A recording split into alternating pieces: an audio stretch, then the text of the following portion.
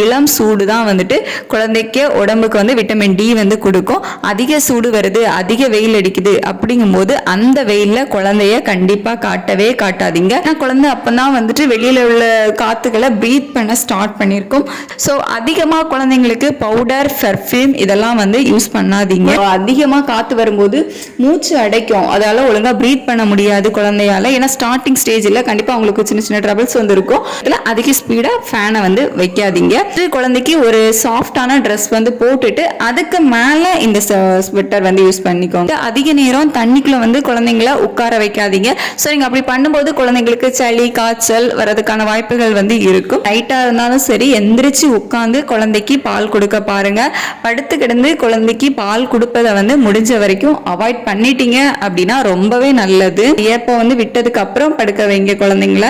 குழந்தைய அதிகமா வந்து அங்க இங்கேயும் குலுக்குறது, தலையை பிடிச்சி வந்து ஆட்டிட்டே இருக்குது. ஸோ அந்த மாதிரி விஷயங்களும் வந்து பண்ணாதீங்க.